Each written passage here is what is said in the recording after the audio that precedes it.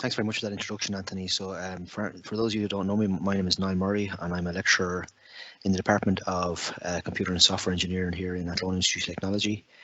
I also work as part of a research team here and collaborate with Anthony and the guys in the SRI and in the COMAND Technology Gateway, specifically around research and industry interactions related to augmented and virtual reality.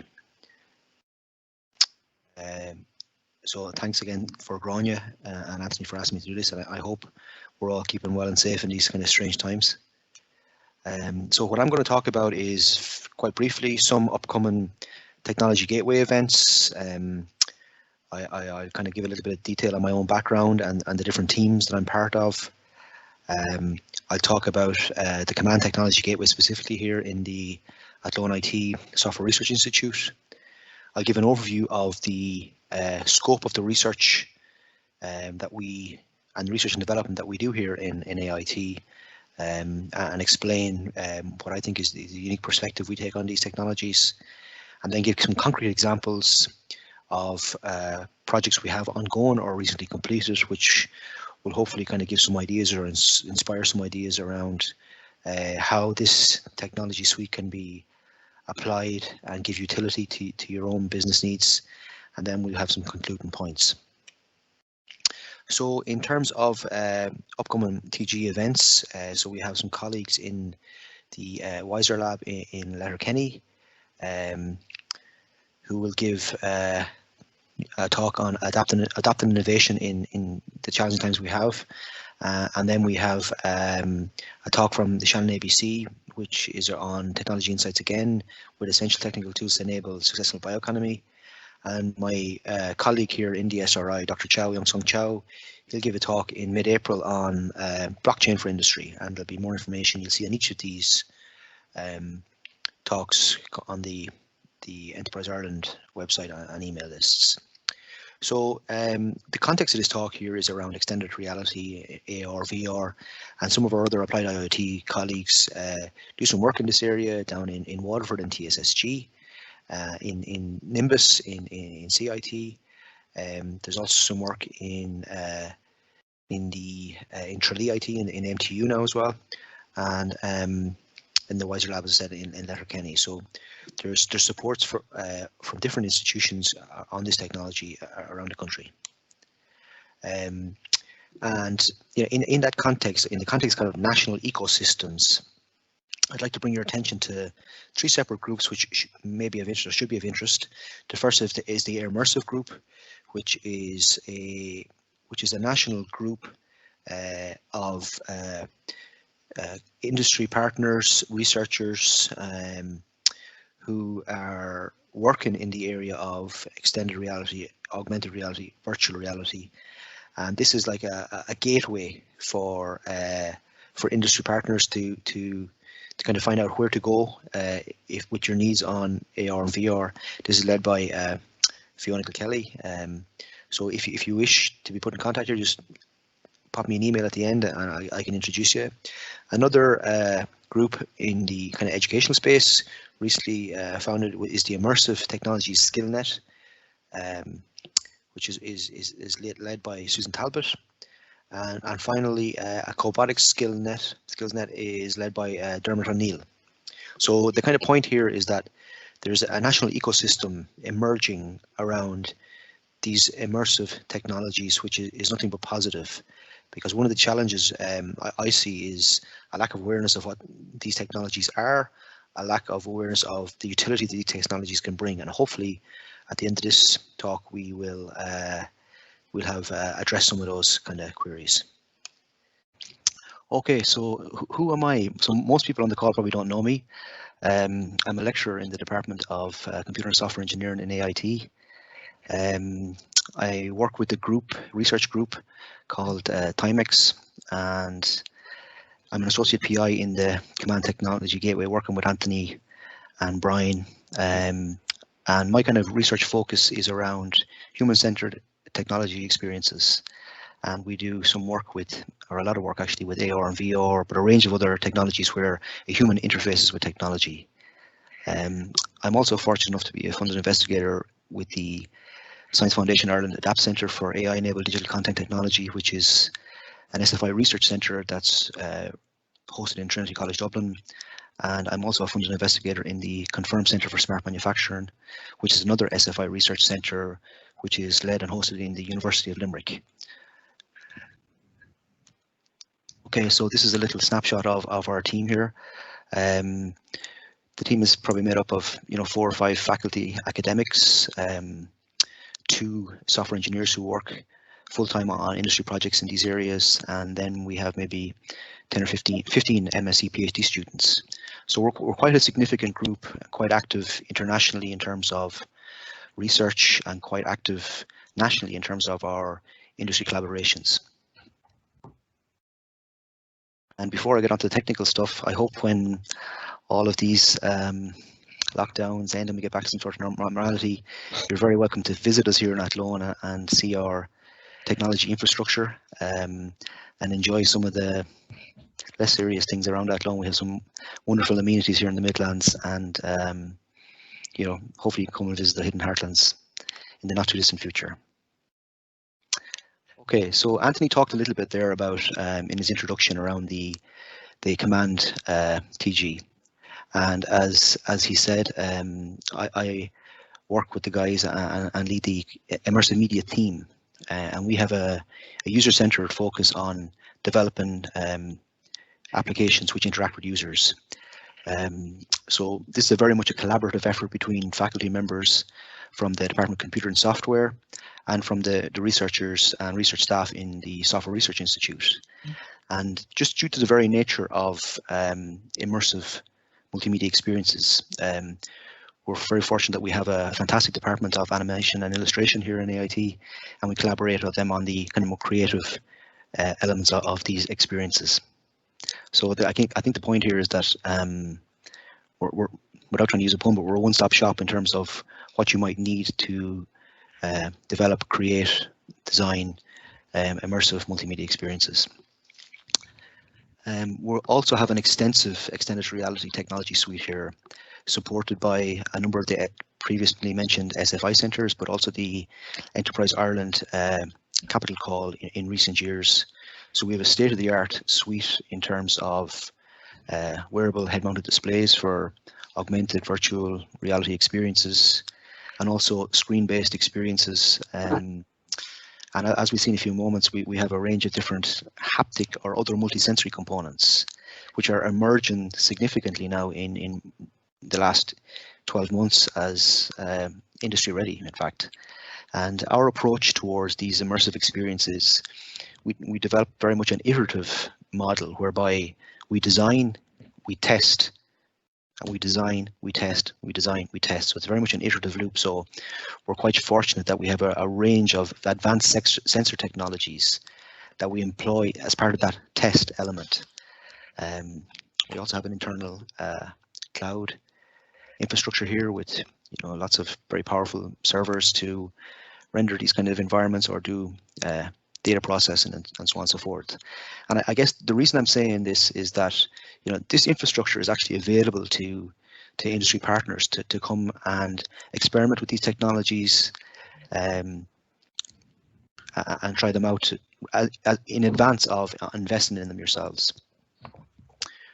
Okay, so there's 2 kind of key elements in this talk. So the first is quality of experience, which is the type of research we do here. And the second is immersive multimedia experiences, which is what we do research on, right? So one of the challenges for industry and in general is around what do these terms mean? So virtual reality, augmented reality, mixed reality, extended reality. There's lots of different terms that are used when we're talking about these computer generated digitally enhanced experiences. And this is on the figure here is quite a simplistic representation of a technology spectrum, and I like it because it's simple, right? So on the left hand side here you have real reality, which is when we're interacting with people face to face and every day. There's no digital content presented to the users. A little step from that is actually what we're doing here now. So you're consuming multimedia content. I'm presenting the multimedia content to you. And then as we move across the spectrum, essentially what's happening is more and more digital content is presented to the user up until the point where they're wearing a HMD, whereby any information that they're consuming is within the virtual reality environment. So it's all computer generated content that they're consuming. They have no awareness of their real world surroundings. So this is a very simplistic slide that represents, you know, a lot of very technical terms, but I like it because it's actually simple. And I think this is one of the challenges for this domain, is that there's so many terms. I think we keep it simple. It's much easier for people to grasp it, because you'd be really surprised with how often, you know, we're contacted by industry partners, and they're not sure what the difference is between these.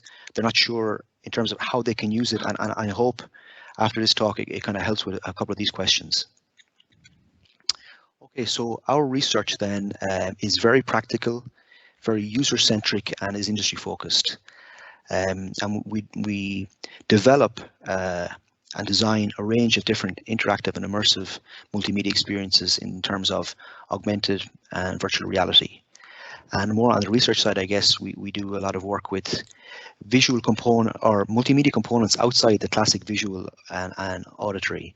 So we look at haptic, or the sense of touch, as a multimedia component, or even olfaction as a multimedia component. And our key research focus is around how can we understand the user perceptual quality of a multimedia experience. This is our key. So we try and develop and design different types of assessment methodologies that we can use and deploy and understand the users in different types of application domains. So this is the framework that is built around quality of experience. So it came from an EU funded project back in the mid 2000s, and the kind of area of quality of experience, if I can explain it, you know, very simply. So you're consuming multimedia content right here, right now, in terms of audiovisual, right? And that multimedia experience is influenced by numerous different types of factors. So the diagram here on your left has a range of these different types of factors that we can classify as system level factors, which is the type of device you're consuming this content on. Other types of you're consuming the content is being distributed to you over a network. So your type of network conditions you have. This is becoming obviously, you know, really hot topic with the global pandemic. The importance of networks for distribution of content, and then there's the actual content format. Where you're actually consuming the content. So if we're consuming the content at home, this gives a certain context. I know myself, over the last couple of months, you know, trying to work and present content from home with 3 young kids under 6 is a little bit challenging. So this kind of creates a different representation. And when you're consuming content in that kind of environment, you know, it has an influence on your user perceptual quality. And then the last stream is around the kind of the context. So I assume that the context of most people here on the call today is to try and you know, get some information on, you know, what are these technologies about, how they can use them in their own business contexts. And I'm sure there's some other colleagues who are have levels of expertise on this call who will know this. So those different people are coming from different contexts, and all of these different types of factors influence how we perceive these kind of experiences and what we want from them, right? So in terms of understanding this, the traditional approach has been to conduct surveys, have interviews, or open-ended questions. So, for example, if we were trying to understand the user experience or user perceptual quality of this multimedia experience, we might send out a survey after the webinar, and you'd answer some questions on it, or you might kind of give some open-ended feedback. This has been the traditional approach towards understanding user experience of multimedia content, right?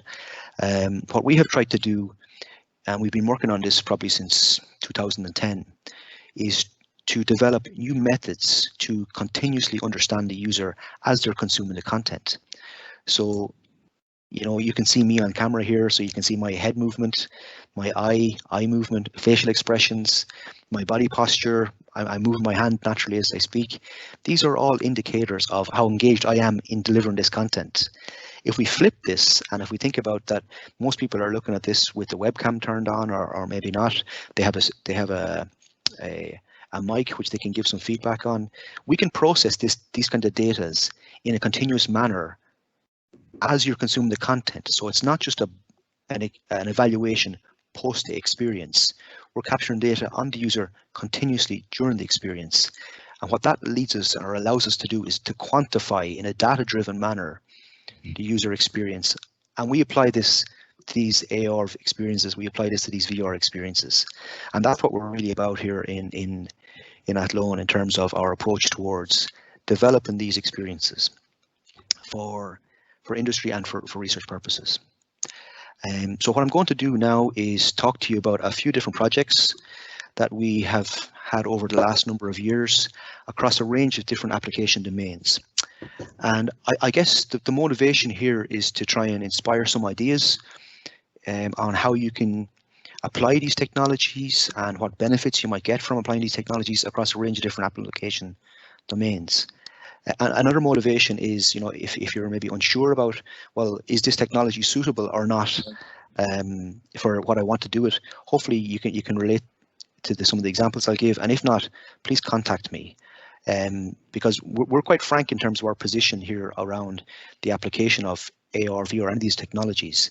If it suits in a particular application domain, in a particular context, we will tell you this. And if it doesn't, we won't. We will tell you that, or we'll tell you it doesn't suit, rather. We won't tell you that it doesn't work. So the kind of idea is our loyalty is around the user and the user perceptual quality and achieving utility in terms of multimedia content presentation.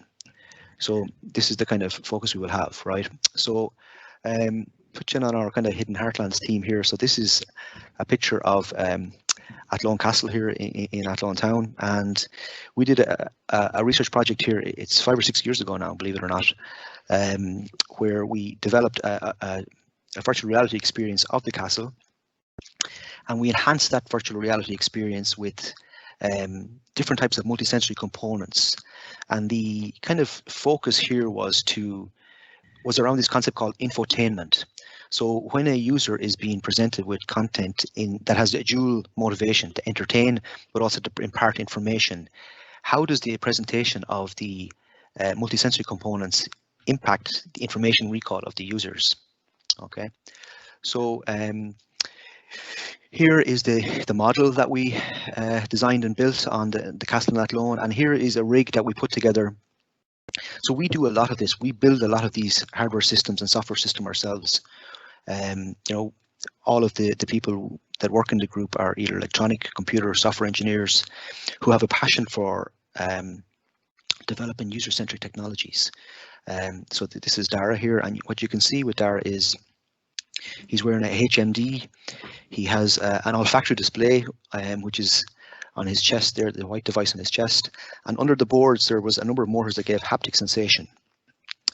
And for all applications that we develop, we run significant user trials to understand the user perception of quality. So in this case, there are around 92 trials with this technology to try and understand the user perceptual quality, but also the influence of the multisensory components on the ability of the user to recall information, right? So, for example, what you see here with the cannons going off is when the user would get the smell of the burning, the burning, and also kind of a vibration effect to indicate that the cannons were going. So the kind of idea in the study here was to understand, is there any utility in presenting multisensory components in these kind of scenarios? And another really innovative project, which is done by a faculty colleague, Dr. Conor Carey, was around in the health space, where he developed or digitalized rather a semantic memory exercise.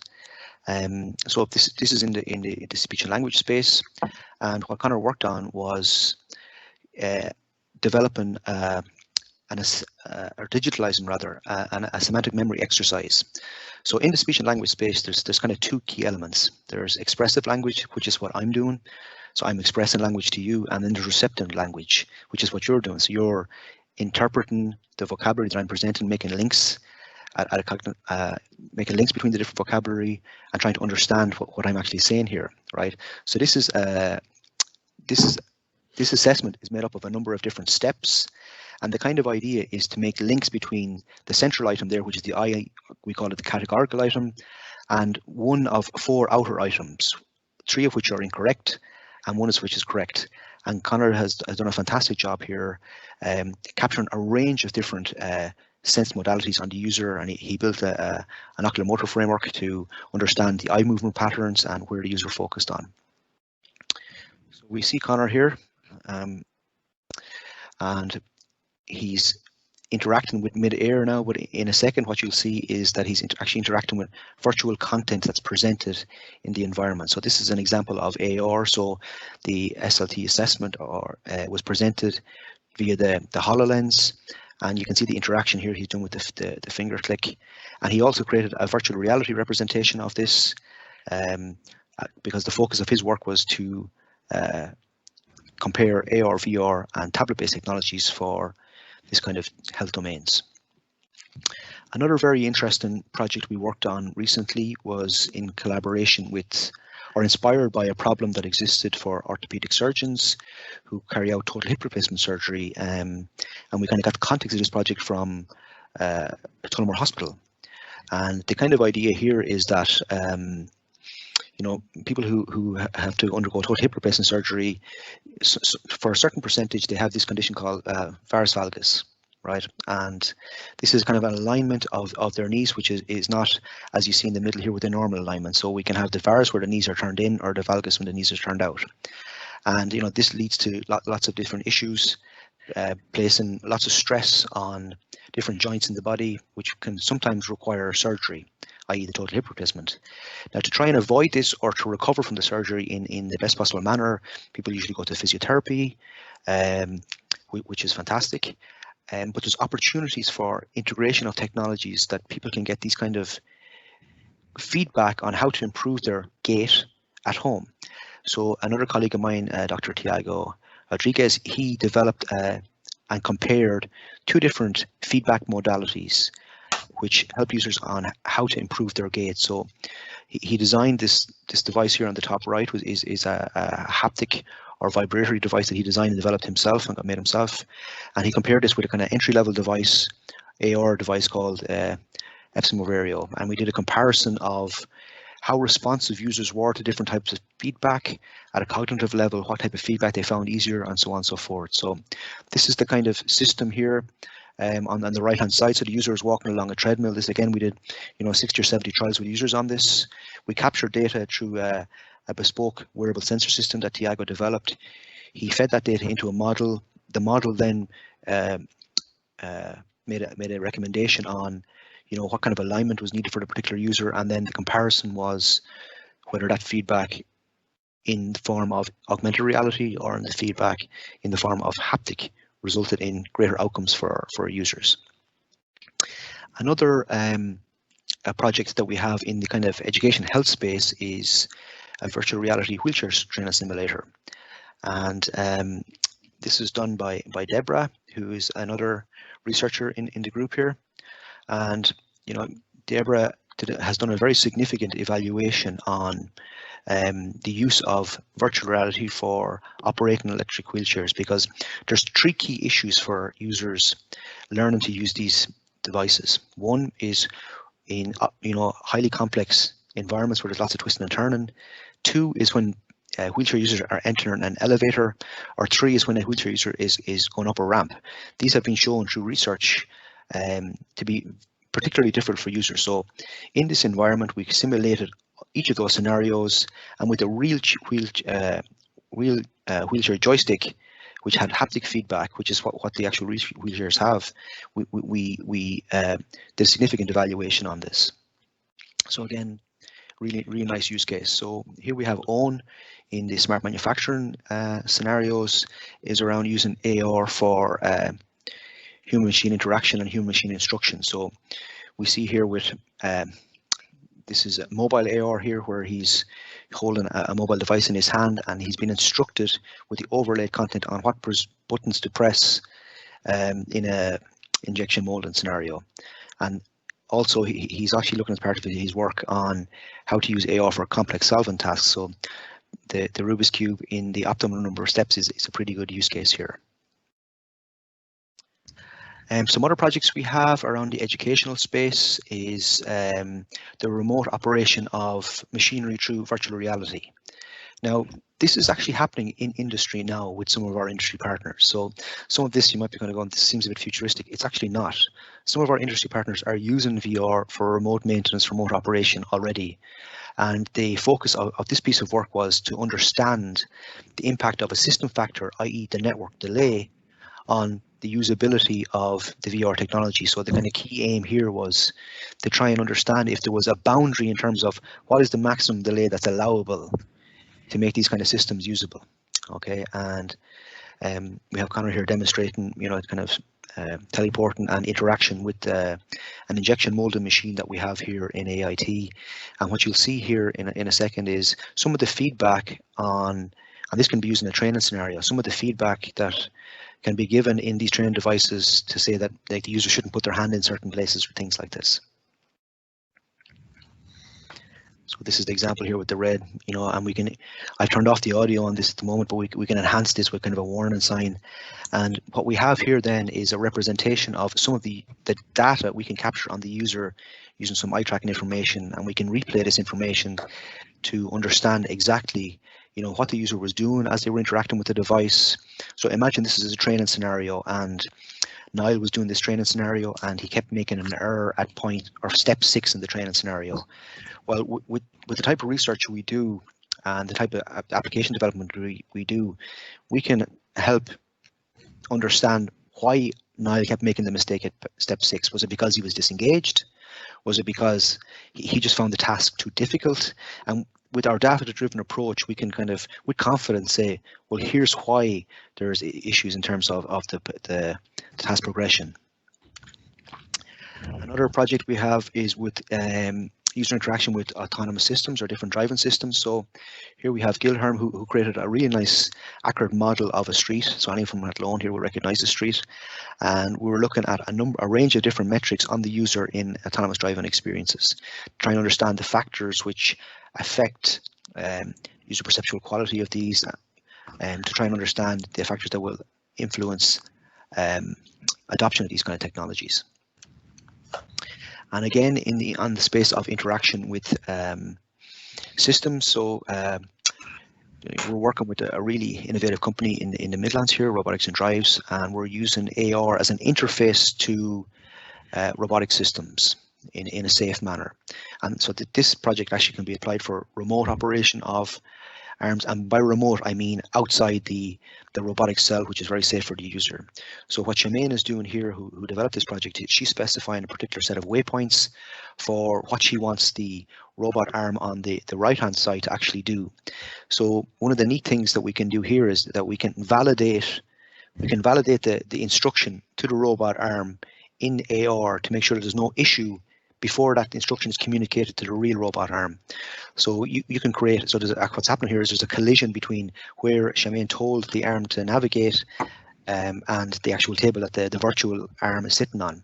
And it's only when it passes the test here that she's happy enough that she can communicate this instruction then to the robot arm on the right hand side, which in this case is a simulated one, obviously, but we had this work to interact with actually a real system, which is a really nice innovative project.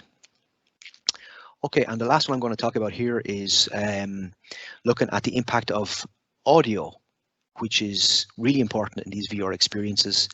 So here, typically everyone associates these immersive experiences with how things look, but the present and for sure aesthetic quality in the visual is very important, but other modalities have a significant impact on user behavior in VR.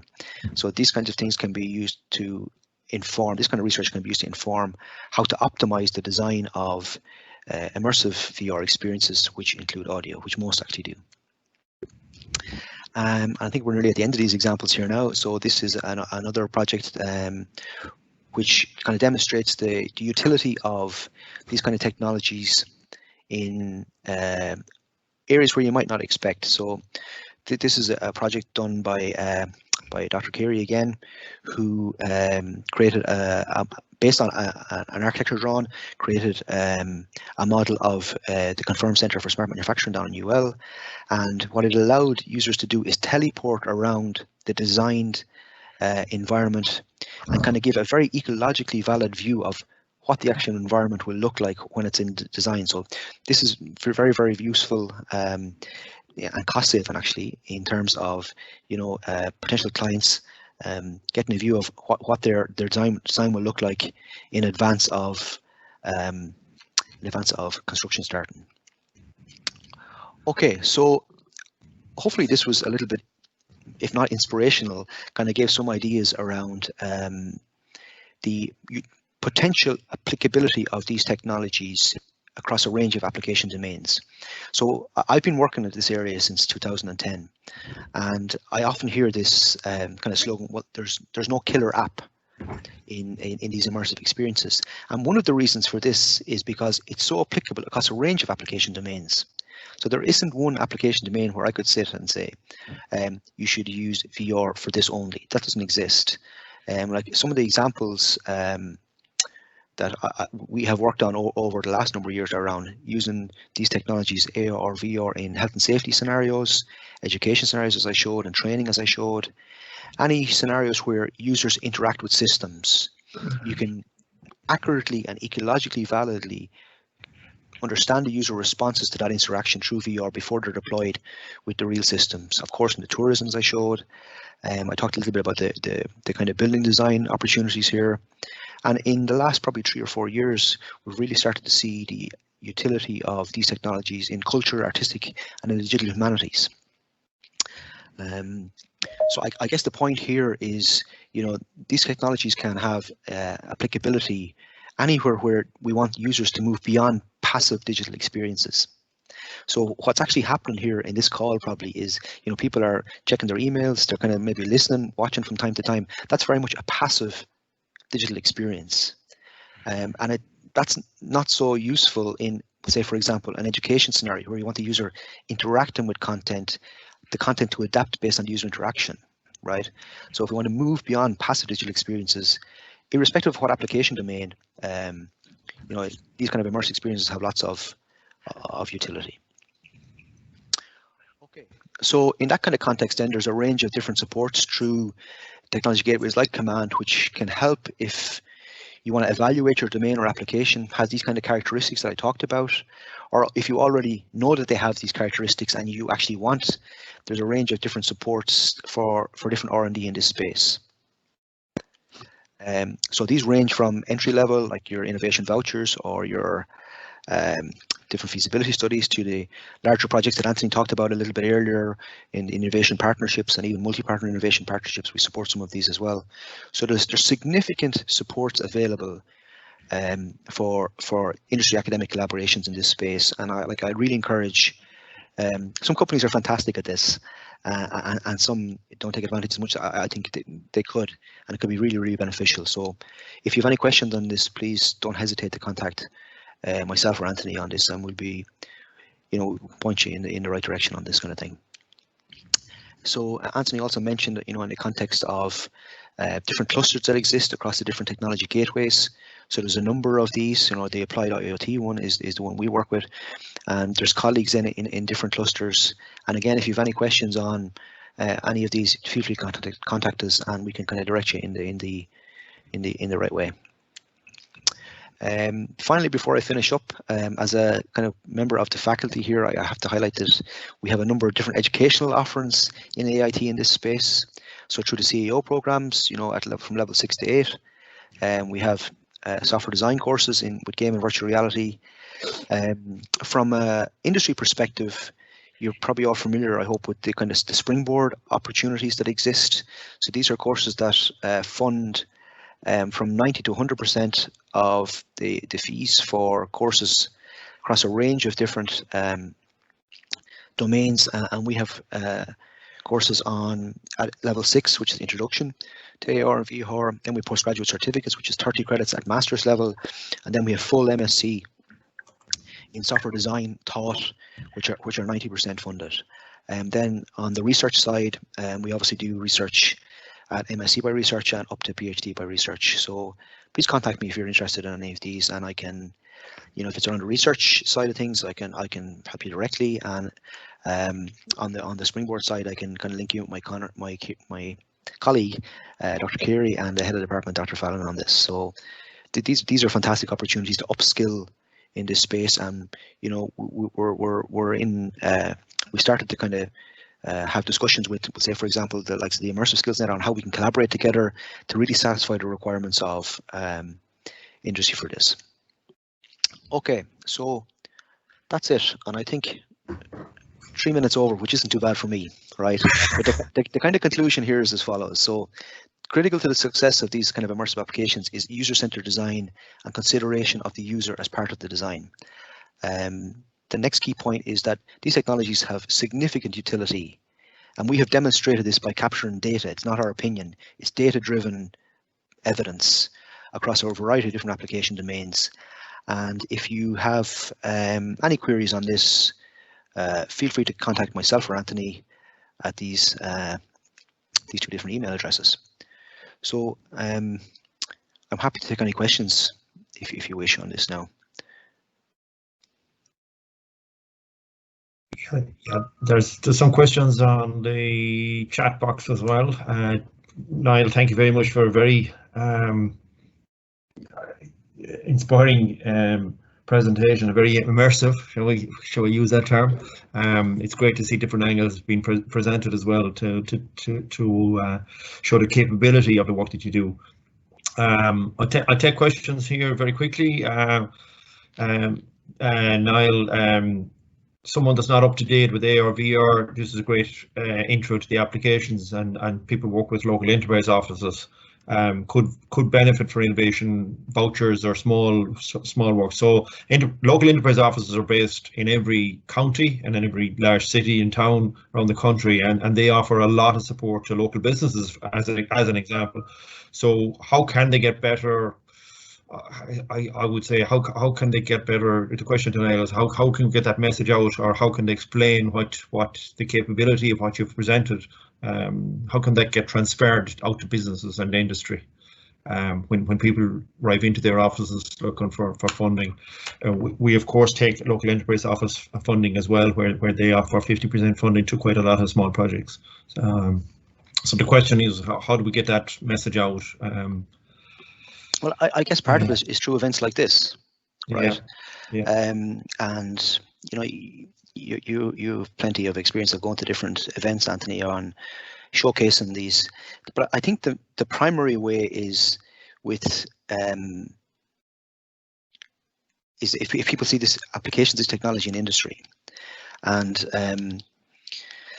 like I've been taken back a little bit, like about how much adaptation there has been of this technology in industry in the last 12 months. There's been a couple of different hardware platforms that have been released, which are absolute game changers in terms of the cost point, in terms of the actual presentation hardware, and there's been significant developments in terms of the different sensor technology that we can use to, even on these low-cost devices, understand the user and optimize the user experience on this. So it's much more in industry than people realize. This would be the kind of key point on this, and I guess as people see examples of this more and more,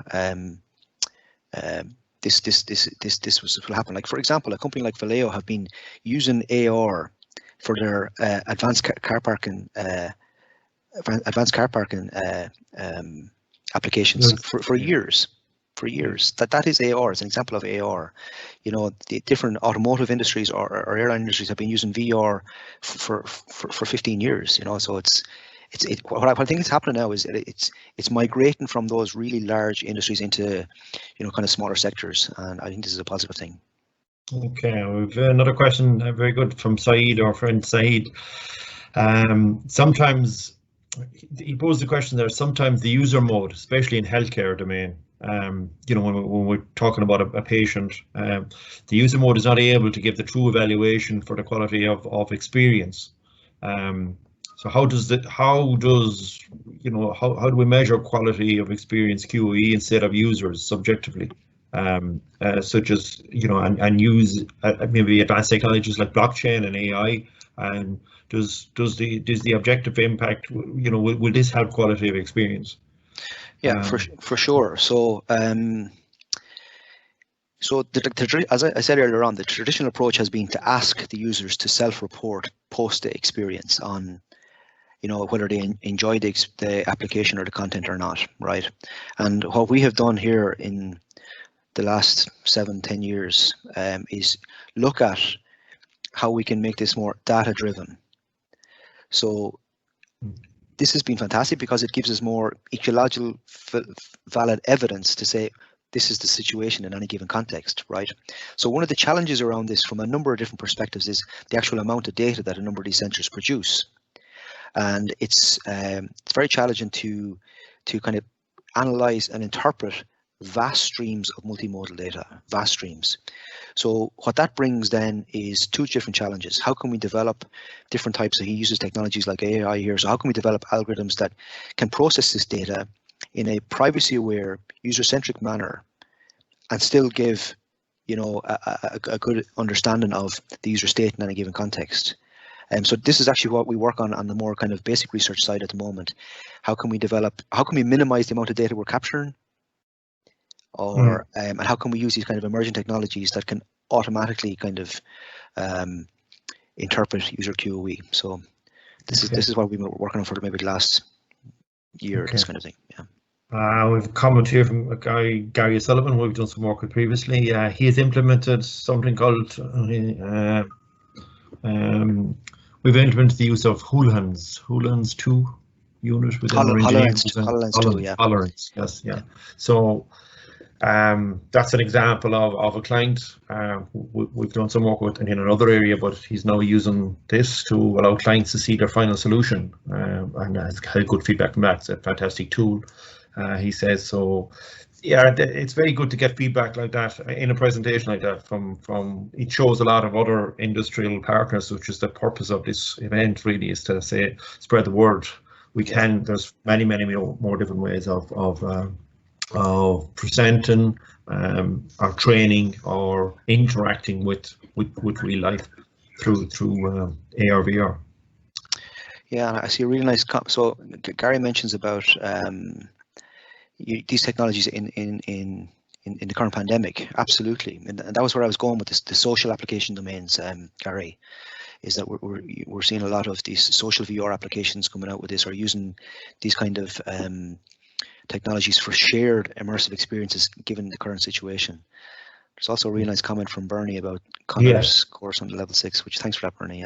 Yeah, that's just to everybody else that's listening, a comment back there that somebody who hadn't a very strong technical background found the AR VR course delivered by the college here by Connor, who's an excellent presenter, I must say, has excellent knowledge. Bernie presented or delivered an AR project at the end of it. So there is a very good way of learning as well from this technology, and there are many different courses as well now, apart from us here today having a strong industrial slant or an applied slant. There's a huge opening in the colleges through many different types of either through SkillsNet or coming in as undergraduates or graduates to skill up in this area. So we are always open for any business in that. So another query from Tom Tierney there about mobile AR. Yeah, we do this as well, Tom. So that example I showed with the interacting with the panel on the injection molding machine was mobile AR. So feel free to touch base with us if you wish. And one other, we'll finish up on these quite soon, but as sports guys, I presume he means you, Niall. Any interest from professional sports bodies in using VR? Yes, we'd see a big opening in sport for this. And yeah, you even go to professional rugby, professional soccer, American football, especially. Yeah, American football. Yeah. So yeah, well, just you have any contacts in there, guys? But yeah, the amount of data that's collected now from players is nearly too much, really, in that it's very hard to keep up with it. Even the way people run Something quite recently, we're looking at the angles of how your ankle and your shin and the angle that you run at, if you can work and change on that and on your gait, and in particular, you get faster on the field. So they're the fractions that our sports scientists who are now really leading this, and physiotherapists in collection of this. So that type of data, and I suppose the challenge is, and I would say to Niall, is that how can we have so much data there, how can we distill it very, very quickly so that it's nearly presented to you automatically, like you presented some of the data there. So yeah, that's the challenge, I think. Yeah, and just one comment. So that collaboration on the health application for the total hip replacement surgery was done with our sports science colleagues. So we work with these on this, and like as Anthony would operate at an elite level there. Like the amount of data they're capturing on players at that level is creating another challenge, which is how can you interpret it in a kind of an easy way, So Ger has a comment there about younger people getting experience to this. So there's lots of different, like say Coder Dojo, Ger, was something that we were running here in the institute before the pandemic. I'm actually not sure what the status of it is now, but I know they were doing kind of some introductory AR, and I believe Connor has run some sort of kind of workshops on Saturdays as well for younger groups on getting used to this technology, which is good for them. Yeah, we've seen, I suppose, all through the pandemic, overnight, the use of Zoom, the use of Microsoft Teams, the use of realities in different environments, and it's going to be a part of the way that everybody's going to be working for the rest of our days, even hopefully when the pandemic is gone. So yeah, I agree with you. There is a large challenge to skill up, and to try and bring this into secondary schools would be for an even younger age, in a way that will attract more people to the technology. So yeah, education programs, we would say, because of COVID, probably have to change and should change to bring this type of technology in. Okay, we'll probably leave it at that, folks. We're on 12 o'clock. We would sincerely like to thank everybody who participated. There's no question too big or too small, so please contact us in any way and I think Niall may do a quick survey as well with the participants. So we'll expect an email on that. And sincere thanks to Niall and and his team, Connor and Co. there, who they're really, they're leading this in the gateway, in Confirm, and in many different areas. So we will expect and hope to see even bigger collaboration with industry and getting the technology out there into applied. So thanks all for your contributions, really good, and especially the feedback and the questions that they're very, very useful. So thanks again, and don't forget there will be a monthly seminars as we go. And our next one from AIT is on blockchain, and it's the start of April. Yeah, thank you. We'll talk to you soon, and thanks again. Thank you. Thank you.